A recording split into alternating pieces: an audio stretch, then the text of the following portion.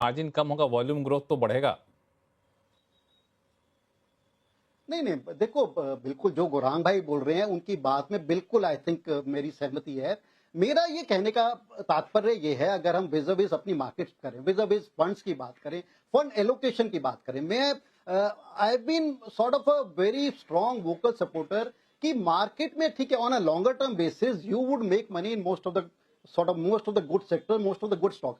But आजकल markets में churning बड़ी फास्ट हो गई। इफ वी टॉक अबाउट कि अगले 2 3 4 5 क्वार्टर में विच आर द सेक्टर्स जहां पर हमारे को percentage value on return on investment कहां पर ज्यादा मिलने वाला है, whether FMCG is that space और नॉट। उसके साथ ठीक है, जैसे मैं कार्यक्रम के शुरू में भी कह रहा था, one will have to be very conscious about the asset allocation, about the sector allocation. अब ऐसा नहीं है कि कोई पर्टिकुलर 2 3 सेक्टर, जैसा कि हम कुछ कुछ कैलेंडर वर्ष में देखते थे, एक रोल पे रहते थे और बहुत ज्यादा दिमाग लगाने को नहीं जरूरत थी। We could invest in those kind of sectors, उस सेक्टर्स के जो अच्छे स्टॉक्स थे, and we could make decent money. But what has happened in last I would say 6 to 9 months, काफी सीरियस टर्निंग हो रही है, and there are not many places to hide just on basis of one particular sector. और जैसे कि हम कह रहे थे, जो एक 2 3 सेक्टर जो अगर हम देखें कि जो अभी भी sort of semi positivity role पे हैं, I think health care is one of them. Pharmaceutical, जिसकी आप लक्ष्मण जी अभी आपने बात छेड़ी थी, अब मेरे को लगता है कि जिस तरह का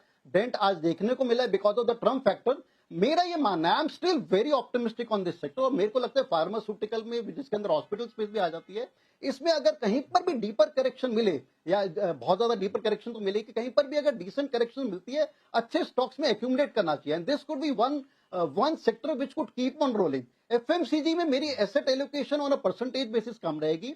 आई थिंक सिलेक्ट ऑटोज को डू वेल, खासतौर से 2 व्हीलर ऑटो। आई थिंक अगर हमारी कंजम्पशन एज अ थीम चलती है, रूरल एज अ थीम चलती है, मानसून एज अ थीम जिसको हम देख रहे हैं कि बहुत अच्छी मानसून देखने को मिल रही है, I think 2 wheeler as a sector को डू वेल। सीमेंट हमने देखा है कि जनरल एक सॉर्ट ऑफ एक स्टेबल से रिटर्न देता है, जैसे होता है ना, एक उसके अंदर एक कार्टलाइजेशन है, if I could use the word, और एक स्टडी से 1 से 12 से 15% टाइप ऑफ रिटर्न देखते हैं ना। कभी बहुत ज्यादा बूम देखने को मिला है हमारे को, ना ही कहीं बहुत ज्यादा डिस्कॉन्टेंसी देखने को मिली है। So now you have to choose infra. मेरे को लगता है infra as a space, engineering goods as a space, and these are kind of domestic spaces which are less dependent on Trump kind of policies. So I think there are still places where we could make decent returns, but जिस तरह के Sudeep sir booming कुछ returns आज जोड़ना से चाहते एक साल पहले मार्केट में मिल रहे थे, आई थिंक एक्सपेक्टेंसी अपनी थोड़ी सी इक्विटी पार्टिसिपेंट को अपनी एक्सपेक्टेंसी रिटर्न्स फ्रॉम मार्केट थोड़ी सी कम करनी पड़ेगी। हालांकि ये जो इक्विटी से जो रिटर्न की अपेक्षा कम करनी चाहिए, एक वाकई काफ़ी अच्छा सब्जेक्ट है। मुझे याद है पिछली बार में अनुराग सिंह साहब ने भी इस मुद्दे को उठाया था। इस पे हम लोग अलग से कभी डिटेल में चर्चा करेंगे, लेकिन इस पूरे बहस में सुदीप सर कुछ ऐड करना चाह रहे थे, मुझे बताएगा। कि मैं वो गौरंग जी और पंकज जी के जो बात हो रहा था उसमें सिर्फ एक मुद्दा ऐड करना चाहता था कि देखिए, जो डिस्ट्रीब्यूशन अगर अच्छा होता है, गांव-गांव में डिस्ट्रीब्यूशन अगर जाता है, तो ये डिस्ट्रीब्यूशन का फायदा किसको सबसे ज्यादा मिलता है? जो बड़े कंपनीज को। आज एक मान लीजिए एग्जांपल के तौर पे बता रहा हूं मैं, मान लीजिए proctor and Gamble, PNG. PNG का माल एक रिमोट एरिया में पहुंच नहीं रहा है। डिस्ट्रीब्यूशन अच्छा हो गया तो उसका माल वहां पे भी पहुंचेगा। तो गौरंग भाई का जो बात है, वॉल्यूम बढ़ेगा। और वॉल्यूम किसका बढ़ेगा?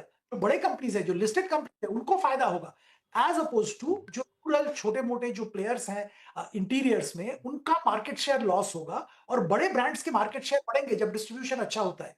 तो बात ये सही है कि थोड़ा बहुत मार्जिन कॉम्प्रोमाइज शायद करना पड़ेगा, डिस्ट्रीब्यूशन का कॉस्ट आएगा, पर उनका वॉल्यूम बढ़ेगा और वो इसको कंपेंसेट करेगा। ये दुनिया भर में हमेशा हुआ है। भारतीय बाज़ारों में जिस प्रकार की कंडीशन अभी बनी हुई है, उसको देख के यही लग रहा है कि अभी भी भारतीय बाज़ारों में रिकवरी आना बाकी है।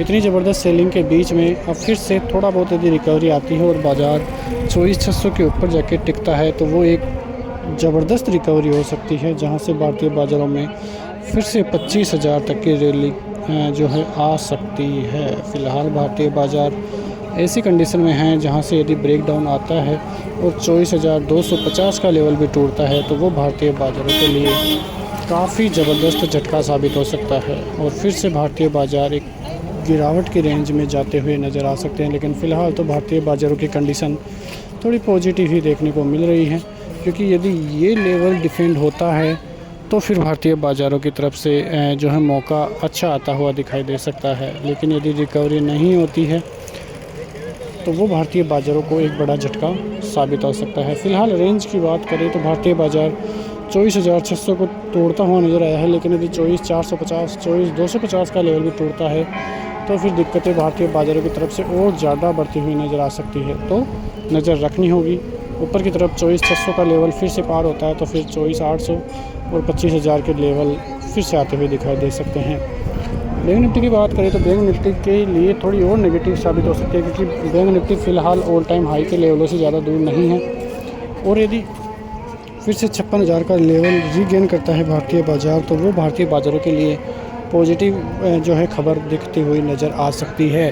तो भारतीय बाज़ारों पर आपको नज़र रखनी है। फ़िलहाल तो भारतीय बाज़ारों की तरफ से कोई संकेत देखने को नहीं मिल रहे हैं, लेकिन यदि संकेत पॉजिटिव होते हैं, खबरें पॉजिटिव आती है तो भारतीय बाज़ार और भी ज़बरदस्त लेवलों तक पहुँचते हुए नज़र आ सकते हैं। क्वार्टर 1 के नतीजे काफ़ी नेगेटिव फ़िलहाल देखने को मिल रहे हैं, और उसी की वजह से भारतीय बाज़ारों की कंडीशन भी इस प्रकार की देखने को मिल रही है। लेकिन क्वार्टर 1 के नतीजों के अलावा देखें तो ऐसी कोई खबर अभी देखने को नहीं मिल रही है जिसकी वजह से लगे कि भारतीय बाज़ारों में कोई बड़ी रैली देखने को मिल सकती है। मिलते हैं नेक्स्ट वीडियो में, तब तक के लिए जय हिंद।